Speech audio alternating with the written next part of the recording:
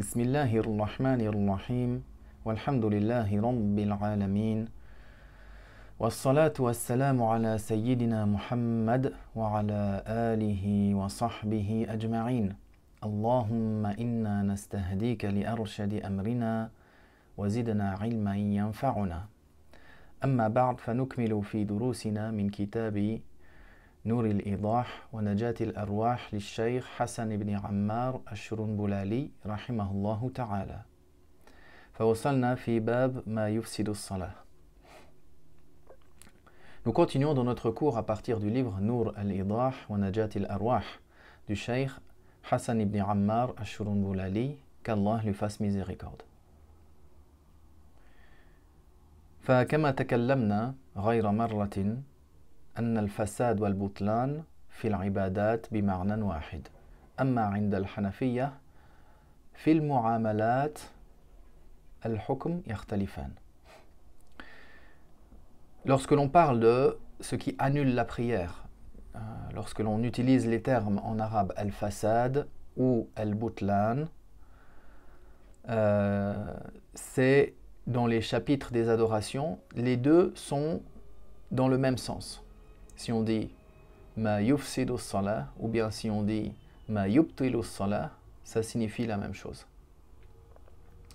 Mais dans le chapitre des transactions selon les Hanafites, le jugement il diffère entre le fasad et le batil. فقال رحمه الله وهي 68 شيئا. Le Cheikh al-Shurunbulali, il mentionne, il énumère 60 choses donc qui annulent la prière.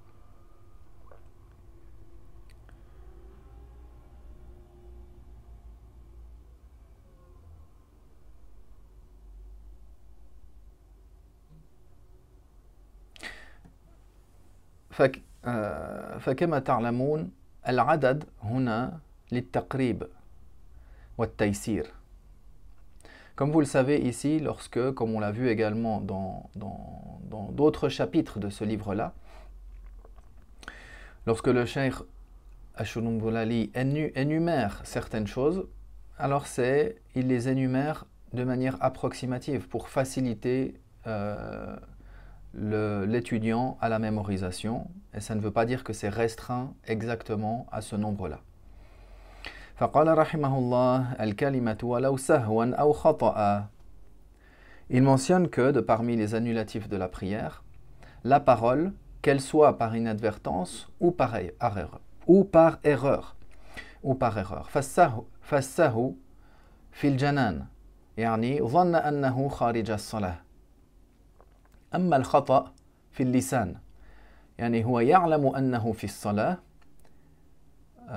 ولكن خطأ قال مثلا يا زيد بدل أن يقول مثلا يا أيها الذين آمنوا قال يا زيد فهذا مفسد للصلاة. Alors si on parle ici de la parole qui annule la prière. La parole qui annule la prière dès lors qu'il y a une sortie de lettre. Dès lors qu'il y a une sortie de lettre, une lettre qui a un sens ou deux lettres, même si elles n'ont pas de sens. Même s'il n'a pas cité ici, il y a certains Hanafites qui ont mentionné cette approche-là, cette compréhension-là, de qu'est-ce qui est au minimum considéré comme une parole. Par inadvertance, sahwan, ça veut dire ici par inadvertance, c'est ce qui est, c'est-à-dire c'est dans le cœur, c'est-à-dire que lui, il pense par inadvertance qu'il n'est pas dans la prière. Et il a parlé. Sa prière est annulée. Ou bien par erreur. Même si c'est par erreur, sa prière est annulée. Qu'est-ce que c'est par erreur? Par erreur, c'est par la langue. Malgré qu'il sache qu'il est dans la prière, il dit quelque chose en faisant une erreur. Comme si à la place de dire « Ya ayyuhalladhina amanu », il a dit « Ya Zayd ». Ça, c'est considéré comme une parole qui annule, qu'elle soit dite par inadvertance, comme on l'a dit, sahwan, ou bien khata'an, par erreur. والدعاء بما يشبه كلامنا. والدعاء بما يشبه كلامنا. La parole qui comporte une ressemblance avec nos paroles, c'est-à-dire la parole la parole de sujets ou des choses courants du bas monde.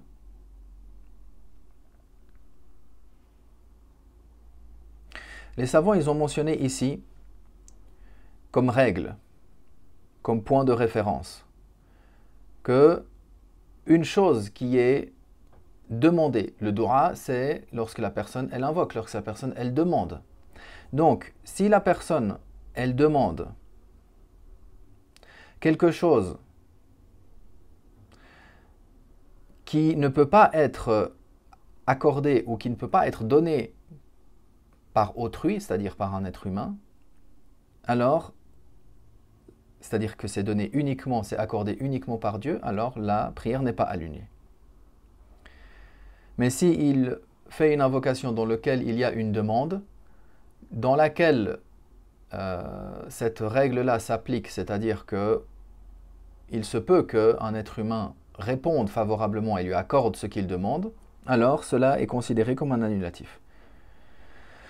Comme si par exemple, les savants donnent l'exemple de celui qui dit Allahumma zawijni fulana, comme si il dit oh Allah, accorde-moi en mariage une telle. Donc ça c'est une parole qui annule la prière, car le tuteur il peut venir vers cette personne-là et il lui dit voilà je te marie ma fille une telle.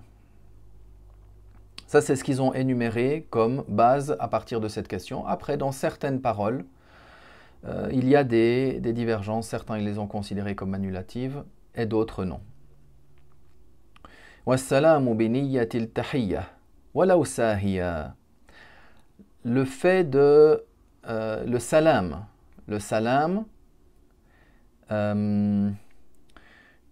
même si c'est fait par inadvertance, dès lors que la personne, il a par cela, par cette intention, par cet objectif, la salutation.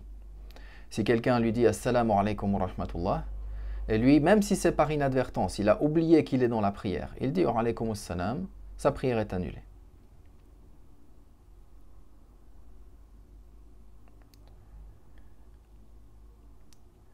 Ou plutôt ici, il dit Wassalam, c'est-à-dire il passe le salam. S'il dit Assalamu alaikum. Thumma qal wa raddu salami bilisanihi. Ou bien, même s'il répond également au salam par la langue, en disant Wa alaikum assalam. Ou bil musafaha, ou par la poignée de main. Également, ça c'est considéré, la raison qui est considérée comme un annulatif, c'est que ce serrage de main, il est considéré comme une parole, il est considéré comme une parole en sens. Dans la signification, c'est comme le jugement de la parole.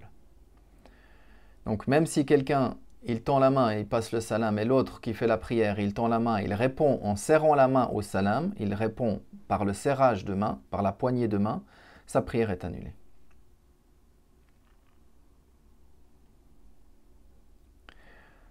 Si quelqu'un lui passe le salam et qu'il fait seulement un geste, il fait deux mouvements, comme si par exemple il lève la main pour lui faire signe qu'il lui répond, dans ce cas-là, la prière n'est pas annulée.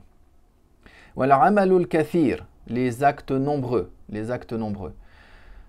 Certains mutaakhirin, ils l'ont expliqué par 3 mouvements consécutifs. Mais ce n'est pas l'avis qui prévaut dans l'école. L'avis qui prévaut dans l'école, c'est ce qu'a dit l'imam Abu Hanifa. Dès lors que la personne qui est externe à la prière, s'il voit quelqu'un faire un certain nombre de mouvements, lui il n'a pas de doute que celui-là, il ne fait pas la prière. Alors dans ce cas-là, cette prière-là, elle est annulée. وَتَحْوِيلُ الصَّدْرِ عَنِ الْقِبْلَةِ, le fait de détourner complètement le buste de la qibla, ça annule la prière. وَأَكْلُ شَيْءٍ مِنْ خَارِجِ فَمِهِ وَلَوْ قَلَّ. S'il mange quelque chose qui vient de l'extérieur de sa bouche, même si c'est peu, même si c'est tel un grain de sésame qu'il a à l'extérieur de sa bouche, par exemple, et que avec la langue, il le prend dans la bouche et il l'avale. Même si c'est par inadvertance, la prière est annulée. Même si c'est peu. وَأَكْلُ مَا بَيْنَ أَسْنَانِهِ إِنْ كَانَ كَثِيرًا. وهو قدر الحمص. Maintenant, également, manger quelque chose qui est déjà dans la bouche, c'est-à-dire quelque chose qui est coincé entre les dents, par exemple. Si c'est beaucoup, alors ça annule la prière.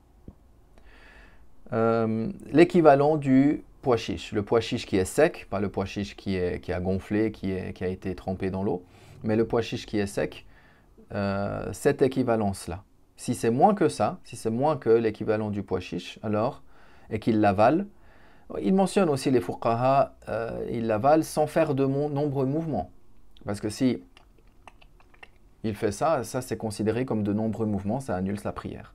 Mais si par peu de mouvements il avale, ce qui est entre ses dents, il mange ce qui est entre ses dents, que c'est l'équivalent, qui c'est moins que le pois chiche, alors la prière n'est pas annulée.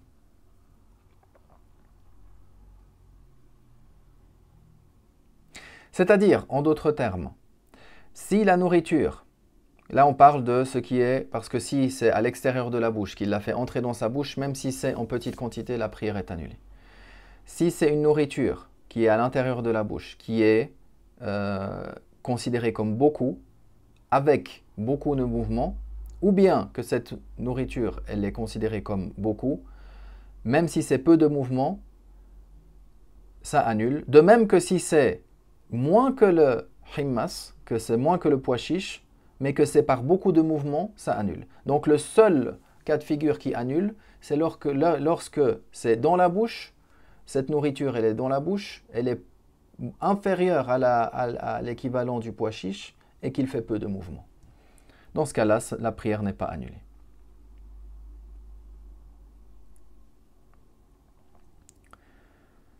Washurbuhu également, s'il boit dans la prière, c'est annulé. Même si c'est peu, même s'il a fait le wudu, il fait le wudu rapidement. Par exemple, parce qu'il se réveille le matin et il reste peu de temps avant que le soleil ne se lève. Qu'est-ce qu'il fait? Il fait le wudu rapidement et tout de suite il entre en prière. Et il a un petit peu d'eau du wudu sur ses moustaches. Alors, si ça coule jusque sur ses lèvres et qu'il prend avec la langue cette goutte d'eau et qu'il l'avale, la prière est annulée. ثم قال والتنحنح بلا عذر والحمد لله وصلى الله وسلم على رسول الله. Puis il cite le hémage, le raclement de gorge, de faire comme ça, ce qu'on appelle le hémage, sans excuse. Walhamdulillah wa sallallahu wa sallam ala rasulillah.